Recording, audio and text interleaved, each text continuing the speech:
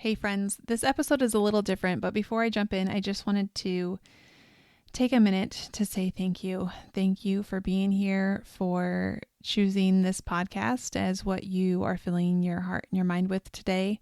There are a lot of things going on in our church right now, and that can be disruptive in our hearts and in our minds if we are infiltrated with lots of different information. So I just want to ask you to take a moment to pray for our church leaders, for our Pope, for our bishops, for all of our religious. And I also just want to invite you to take this opportunity to really reflect on who you are in the midst of all this and how God is calling you to use your gifts and to really come to know Him more fully. And as you do that, more fully know yourself. So today I'm going to share a little bit about my story, about the way that God has called me and that journey of self-discovery. And I'm also going to share with you today something that I thought was really powerful. And I didn't realize I already had this going for me, but it's something that I thought, wow, if I would have had that sooner, that would have been so helpful.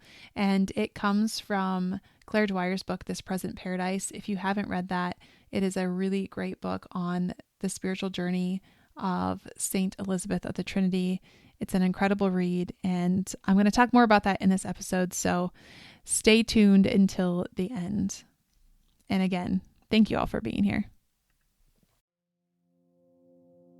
Hello, beautiful souls, and welcome to the Persistence in Prayer podcast hosted by Catholic mindset coach, wife, mother, educator, and speaker Kylie Hine.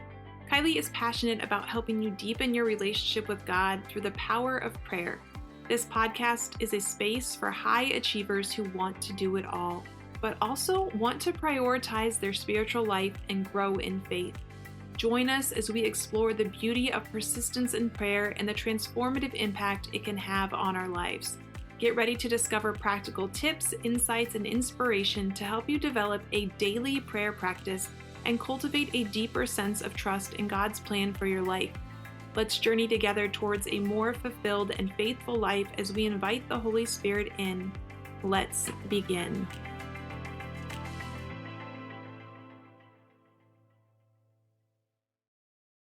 You formed me in my inmost being. You knit me in my mother's womb. I praise you because I am wonderfully made. Wonderful are your works. My very self you know. My bones are not hidden from you when I was being made in secret, fashioned in the depths of the earth. Your eyes saw me unformed. In your book are written down. My days were shaped before one came to be. How precious to me are your designs, O God, how vast the sum of them.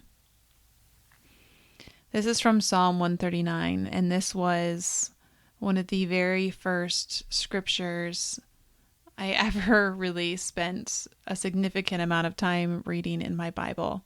And I was inspired to spend time with it after my very first spiritual direction appointment.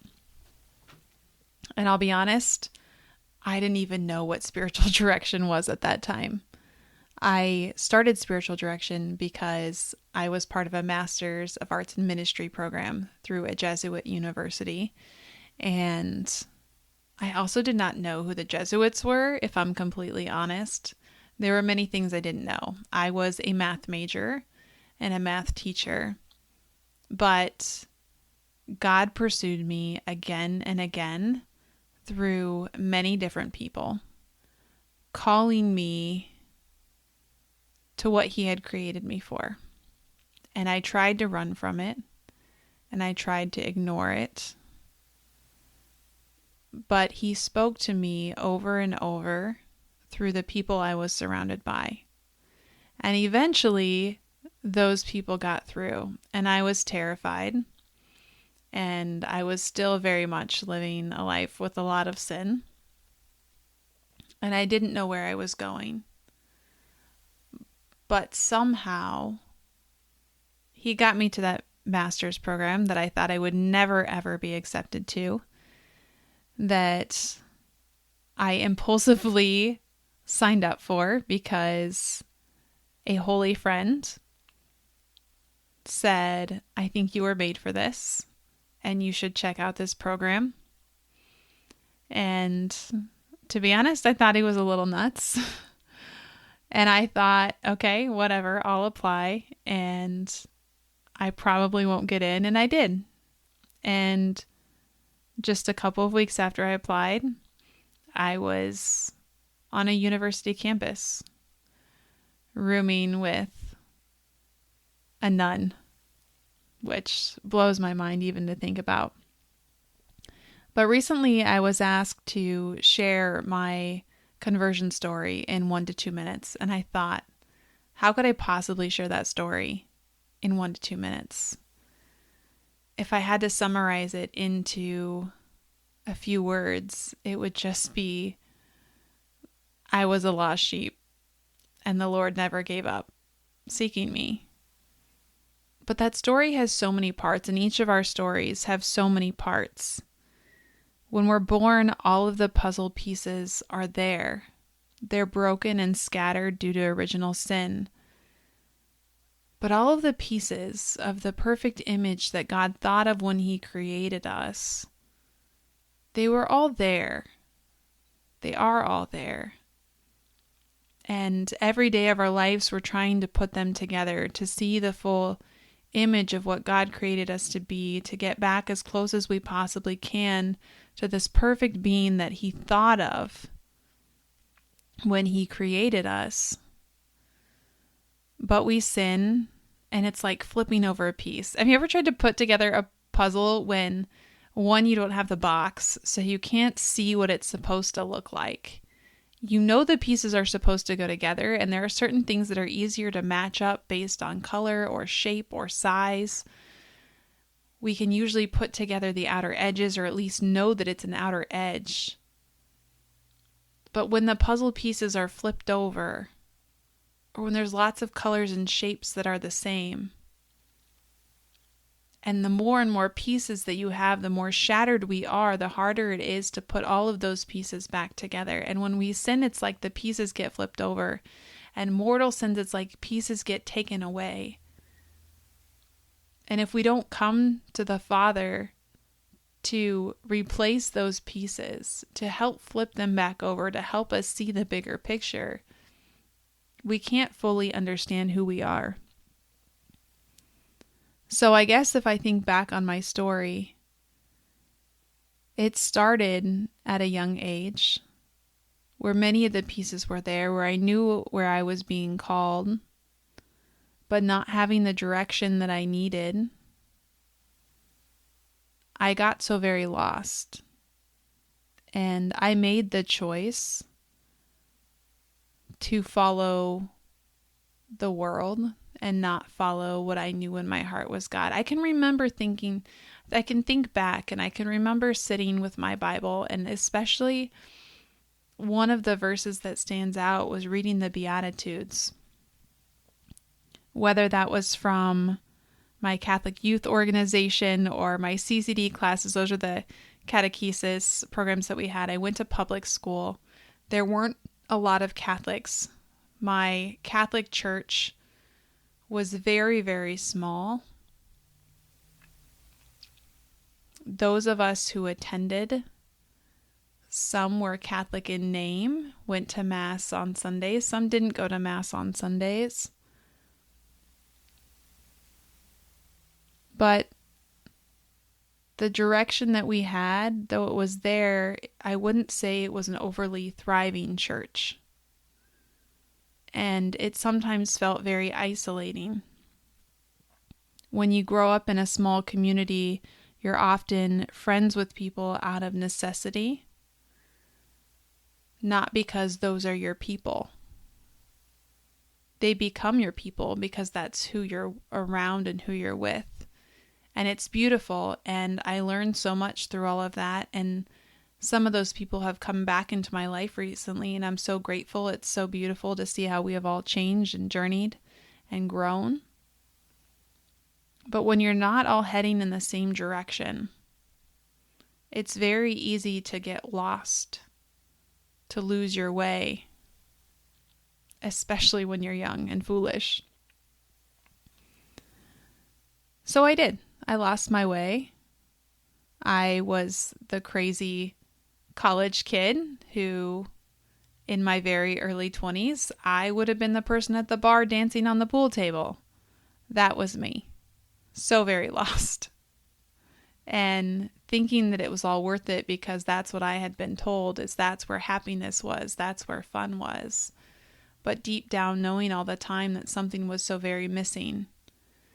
And seeking it, occasionally finding my way back to church, back to Mass. Eventually longing to go to Mass, and at this point in my teaching career, trying to hide away from any kind of students, just wanting the quiet and solitude to just spend with Jesus. And I would close my eyes and let the rest of the world melt away. And again, I still was very lost, and I didn't really know my purpose. I happened to find my husband along the way in that early journey. I lost my mom.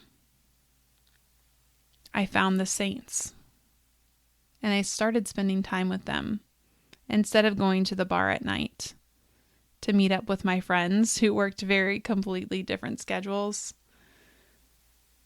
I found myself sitting at home reading books like Story of a Soul by Saint Therese. I found myself in master's classes drinking vast amounts of Dr. Pepper, crying tears, trying to figure out the theology of the Old Testament, and writing research papers at 2 a.m. while also trying to juggle a full-time job and coaching volleyball and having the life of a typical 24-year-old who's still trying to figure out their way in the world. But again, through it all, God kept calling me through the people around me, inviting me to take part in various ministries that I did not feel qualified for, that I felt too ashamed to take. But isn't that all part of our identity? Finding our way back, looking at the significance of our name, of all of the circumstances that came into place for us to be where we are right now. Thinking of where our parents were born, the culture that they were born into, where our ancestors came from. This time and this place in the church where we have been called and we have been placed. This invitation that God has given. We were not born in another century, in another time. We were born for this time, for this place, for these people who are around us, that we are called to love and to serve. Our past and our present and our unknown future. All pieces of the puzzle. I remember as part of my ministry program each year, we were invited to go on retreat. This was part of our 2 weeks where we would stay on campus and we would get to meet all of the people who we were engaging with online throughout the course of the year. It was this beautiful time as people came from all over the country. And we would go on retreat out in the wilderness and stay in cabins, the very same cabins where I had gone on retreat with high schoolers, and the very same cabins where I started to have a great reversion back to my faith, where I was told by this holy friend that I think you were made for this, in a chapel full of glass windows where you could watch the deer walk by in the winter time as Mass was celebrated. And so it was here in this place where eventually I did my 8-day silent retreat. And if you've ever done a silent retreat, you know that you don't usually know the people who are around you. And if you do know them, you don't speak for that whole time. So at the end of this 8-day retreat, this place where I had retreated with students, this place where I had retreated with friends, and now this place where I was retreating with strangers, and a very wise priest who happened to be my spiritual director. At the end of it all, there was a man who came up to me, and I remember him saying, "Thank you for your witness. Thank you for your witness this week." And I remember being baffled, thinking, what kind of witness? I didn't talk to you the entire time I was here. If anything, you probably saw me sitting outside on a bench bawling my eyes out because I was away from my 6-month-old child at the time. I was still very much struggling with not feeling well, and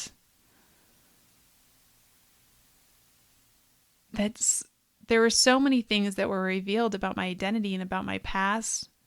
I think growing up, we often don't understand how complex our life is. I always thought I had this very normal, quote unquote, normal family. And it wasn't until later I realized how very not normal it was, with the dynamics and all of the brokenness and pieces.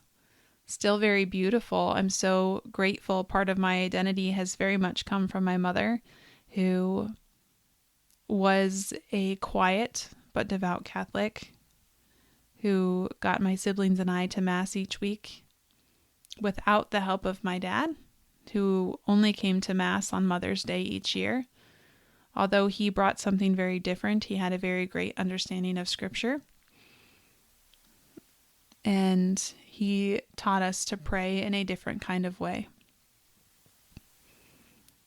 All of these pieces of identity, and I share this with you because I want to remind you of your own story, of all of the pieces that God has placed in your life, and to remind you that even though all of the pieces aren't put back together yet, that you have all of them, and that the more you pursue God, because first, remember, He's always pursuing you, but the more that you turn to Him and respond to Him coming after you, the more of those pieces are going to fall together, and the clearer that picture is going to become. And the more of yourself that He has designed you to be, you will understand. You will become more fully His. Your capacity to love will grow.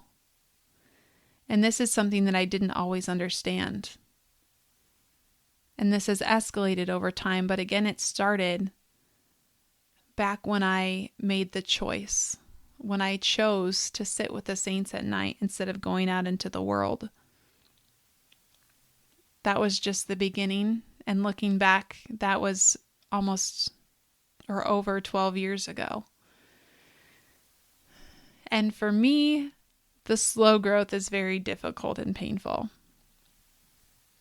I'm highly choleric. I like to just power through, to have everything thrown on my plate, to just push through the stress and to get to the end and then rest. But this has been a slow and arduous journey, and it will continue to be so. But what an invitation that God has given me to grow in this way. And I pray that He has given you an invitation that you recognize too, the ways that you are invited to grow in holiness and responding to Him. I wrote in my journal that 12 years ago of how desperately I wanted to surrender to God, but I didn't know how. And little by little, that surrender has happened. Those strings that have been so tightly wrapped around my heart have been broken. And so many times I went to God and I would look at Him and I would sit and I would reflect on Jesus and say, Lord, what more do you want from me? I've given you, here are my hands, here are my feet. How can I serve you? And time again, he would tell me, Kylie, I don't want your hands. I don't need your feet. The only thing I want from you is your heart. And this week I have reflected so often on how much he desires for us to give all of ourselves and not part of ourselves. As I've reflected on my business, the way that he is calling me to not sugarcoat things. That is not who I am. That is not how he has called me to be. But to be honest and bold. To share exactly how it is that he has called me. To not be afraid to speak the truth. To not be afraid to speak in general. That he has called me out of the shadows for a reason, and not because of anything that I can do, but because of who he is and the way that he desires to work in me, and to share that with each of you so that you can learn the way that he desires to work in you and the beauty that he desires to bring into the world because of you and through you. God will not save us without us. But it all goes back to starting with a choice. And so as we prepare for the start of Advent, which I will be very honest, is a difficult time of year for me. It is a time where we are preparing for great celebration. And I didn't even recognize Advent as a significant part of the liturgical year until I started my master's program and really started to dive into it. But every year it's one of those forgotten parts of the liturgical season, because as a teacher it was always so stressful leading up into the end of the semester. And also subconsciously I really dreaded it because December is when I lost my mother. And Thanksgiving is a very difficult holiday subconsciously, because that was the last time that I saw my mother. And it was not a pleasant goodbye. Very much so, because I didn't know who I was. And I was so lost that I could not control the wrath that would constantly build up. The unjustified anger. The lack of understanding of my temperament, of who I was, of why I was here, and what my purpose was, and how I had been called to love. So I promise today's, if you're still listening, if you're still here with me, this episode is just to share a little bit about my journey. This has been a difficult episode to record. I've started multiple times, and this was not the original message that I had planned for today. But if you know me at all, you know that I am someone who very much strives to live in the moment. And whatever God brings in that moment, that is what gets put out into the world. Even if it doesn't seem fitting, even if it's not strategic and it doesn't make sense, that is how I live my life. And this is what God has put on my heart to share with you today. But I do want to leave you with something that has been really powerful and beautiful for me this week. And I think that it will be powerful and beautiful for you as you think about your journey. Something really wonderful that Claire Dwyer wrote about in her book that I would like to share with you. So if you haven't read the book, This Present Paradise, A Spiritual Journey with St. Elizabeth of the Trinity by Claire Dwyer, it is a wonderful book. I still have not finished the whole thing, but if I have learned anything through the Avila Institute, it is the beauty of not always trying to drink from a fire hose, but just taking a small sip at a time and really savoring it and letting it sink in. So that is what I have been learning to do with my book reading. And slow is good. Slow is good. So for all of my fellow cholerics out there who want to drink from the fire hose of goodness and have so many goods that sometimes we're not doing anything well, I just want to remind you that if God is inviting you to slow down right now, that it's really beautiful to slow down. and just listen to what it is that he desires you to hear in this moment. And to remind you that it's okay to let go of something. One of the most beautiful things that we can do for God is to let go of something, even if it feels like it is good. There are good things that are distractions that the evil one uses to keep us from our true purpose.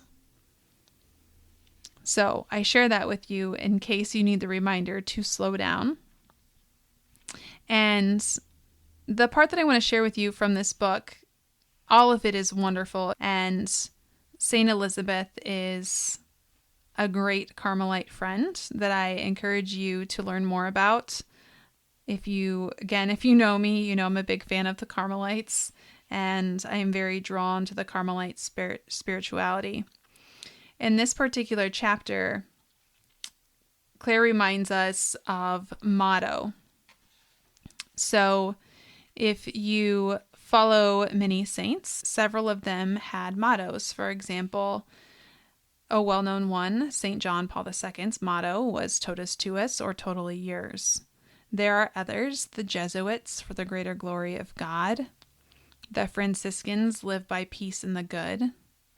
The Dominicans and their coat of arms are to praise, to bless, and to preach.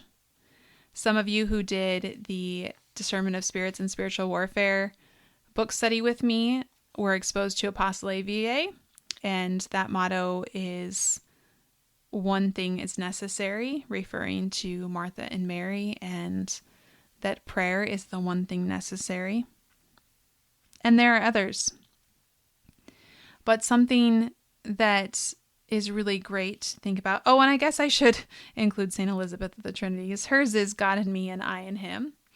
And I have my own motto as well. And the beauty of having a motto as part of your identity journey is that when we feel lost, when we feel like we don't know who we are, when we feel like we're in spiritual desolation, or maybe you're just going through a really dry time of prayer, or maybe even you're in consolation, but you're just struggling with which direction.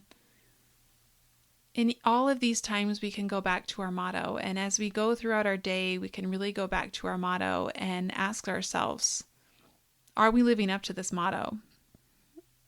Are the actions that I'm taking today helping me to live out this standard? Perhaps your parish has a motto, or maybe if you work in a school or community, they have a patron saint whose motto you adhere to. But I would just invite you to take this to prayer. What is your motto? And how are you living it out today? What is your mission?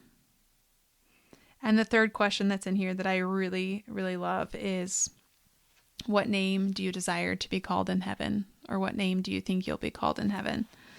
These are all just incredible questions of reflection. Again, this whole book is packed full of great wisdom from St. Elizabeth of the Trinity, but also Claire just does an excellent job of making the book relatable and giving great reflection questions. So if you're looking for something for Advent and you want an easy read that is very powerful, that you can just sit with a few pages at a time and take it to prayer and let God love you, this might be a good option. And if you're curious what my motto is, I actually have two, but I have shared this one before, and it's the one that's really been pulling me through the days when I don't feel like doing anything, when I am incredibly tired and lethargic and just want to curl up in my bed, when I want to throw in the towel and do nothing. And that is bring souls to Christ through prayer. I very much have felt that that is the mission that God has put on my heart. And the people that I feel like I am called to serve are those who are on the brink, who want to be lit on fire in their soul, who are tired of being lukewarm and are ready to go all in. The people that I feel called to serve in my Catholic coaching are not those who are looking for a quick fad or a quick fix, who want to jump on the Catholic bandwagon for a few weeks and leave when it gets hard. These are people who, if you think of St. Peter when he was called out of the boat, I'm looking for the people who are ready to get out of the boat, but maybe just want someone's hand to hold as they jump. And if you feel like that's you, if you feel like you are being called out of the boat and you want someone to hold your hand or to maybe help you find the courage or the direction that you're supposed to jump to navigate the way that God is calling you, to discover who you are and more of your identity, that's the type of coaching that I do. That's the way that I feel called to serve. And if that's not you, you are 100% still welcome here. I am so blessed and thankful to have each and every listener. The guests that I have been able to have on this podcast are truly godsends. And I just want to share my gratitude that you took the time to listen to this episode or any other episode. And I pray that God will continue to bless you on this journey. I pray that you know that you are loved, that you are God's beloved, and that although God's knowledge is way too wonderful and lofty for us, and his ways are not our ways, that he is there and there is nowhere that we can run from him. So in the midst of all that is going on in our church, in the midst of what may be going on in your heart,